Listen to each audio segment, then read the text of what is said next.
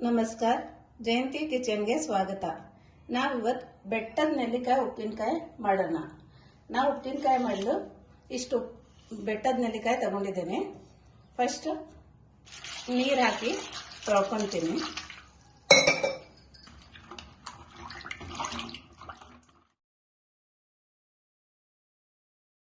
ಈಗ ತೊಳೆದಾಗಿದೆ.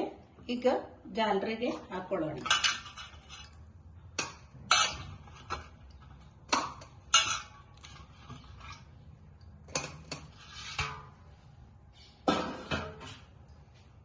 ತೊಳೆದಿದ್ದ ನೆಲ್ಲಿಕಾಯಿನ ನ್ಯಾಪ್ಕಿನ್ ಸಹಾಯದಿಂದ ಕ್ಲೀನಾಗಿ ಒರೆಸ್ಕೊಳ್ಳೋಣ.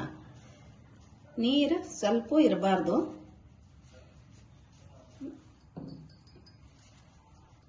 ನೀರಿದ್ರೆ ಉಪ್ಪಿನಕಾಯಿ ಕೆಡುತ್ತೆ. ಈಗ ಚೆನ್ನಾಗಿ ಒರೆಸ್ಕೊಂಡಿದ್ದೇನೆ. ಈಗ ಹೆಚ್ಕೊಳ್ಳೋಣ.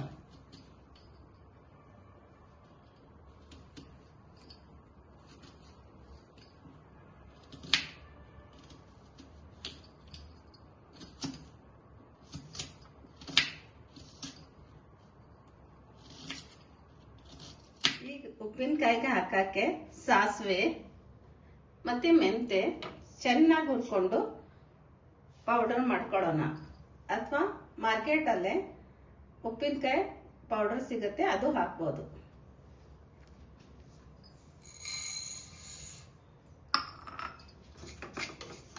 ಸಾಸಿವೆ ಮತ್ತು ಮೆಂತೆ ಚೆನ್ನಾಗಿ ಹುರಿದಾಗಿದೆ. ಇದಕ್ಕೆ ಮಿಕ್ಸಿಯಲ್ಲೇ ಸಣ್ಣ ಪೌಡರ್ ಮಾಡ್ಕೊಳ್ಳೋಣ. ಈಗಿದು ಚೆನ್ನಾಗಿ ಪುಡಿಯಾಗಿದೆ. ಇದು ಯಾವ ಉಪ್ಪಿನಕಾಯಿ, ಮಾವಿನಕಾಯಿ ಉಪ್ಪಿನಕಾಯಿ, ನೆಲ್ಲಿಕಾಯಿ ಉಪ್ಪಿನಕಾಯಿ, ಯಾವ ಉಪ್ಪಿನಕಾಯಿಗಾದ್ರೂ ಉಪಯೋಗಿಸ್ಬೋದು. ಸಣ್ಣಕ್ಕೆ ಹೆಚ್ಚು ಆಗಿದೆ. ಈಗ ಉಪ್ಪು ಹಾಕಿ 3 ದಿವಸ ಇಡೋಣ.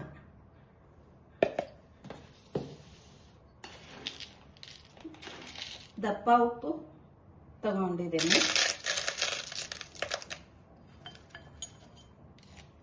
1 ಲೇಯರ್ ಉಪ್ಪು ಹಾಕಿದ್ದೀನಿ. ಈಗ ನೆಲ್ಲಿಕಾಯಿ ಹಾಕ್ತೀನಿ. ಈಗ ಮತ್ತೆ ಉಪ್ಪು ಹಾಕ್ತೀನಿ.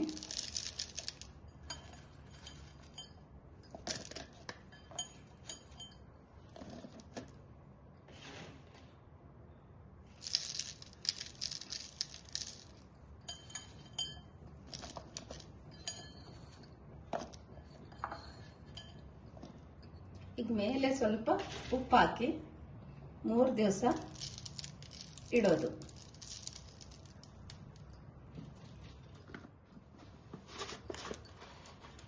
ಗಟ್ಟಿ ಮುಚ್ಚಳ ಹಾಕಿ 3 ದಿವಸ ಇಡೋದು. ನೆಲ್ಲಿಕಾಯಿ ಉಪ್ಪಲ್ಲೇ ಇಟ್ಟು 3 ದಿವಸ ಆದ್ಮೇಲೆ ಹಿಂಗಾಗಿದೆ. ಈಗ ಉಪ್ಪಿನಕಾಯಿ ಮಾಡೋಣ. ಈಗ ನಾನು ಒಂದು ಪಾತ್ರೆಯಲ್ಲಿ ಒಗ್ಗರಣೆ ಮಾಡ್ತೀನಿ. ಪಾತ್ರೆ ಕಾದಿದೆ. ಎಣ್ಣೆ ಒಂಚೂರು ಜಾಸ್ತಿ ಹಾಕ್ಬೇಕು.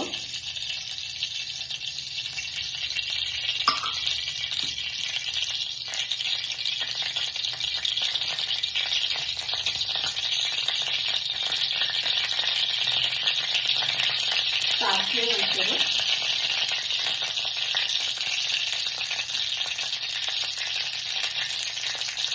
ಮತ್ತು 1 ಸ್ಪೂನ್ ಪುಡಿ ಉಂಡೆ. ಸಣ್ಣ ಸ್ಪೂನಲ್ಲಿ 1 ಸ್ಪೂನ್ ಪುಡಿ ಉಂಡೆ ಹಾಕಿದ್ದೀನಿ. ಈಗ ಇದು ಆರಾಕಿಡೋಣ. ಈಗ ಒಗ್ಗರಣೆ ಆರೋ ಮಟ್ಟ ನಾವು ಇದು ಮಿಕ್ಸ್ ಮಾಡ್ಕೊಳ್ಳೋಣ.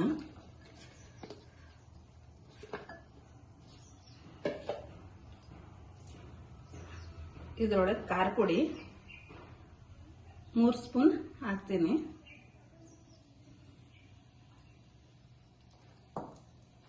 ಸ್ವಲ್ಪ ಅರಿಶಿನದ ಪುಡಿ,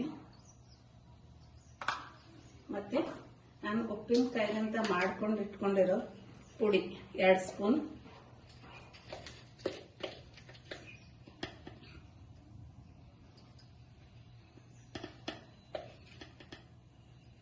ಹಾಕಿರ್ತೀನಿ. ಇದೆಲ್ಲ ಚೆನ್ನಾಗಿ ಮಿಕ್ಸ್ ಮಾಡ್ಕೊಳ್ಳೋಣ. ಈಗಿದು ಚೆನ್ನಾಗಿ ಮಿಕ್ಸ್ ಆಗಿದೆ.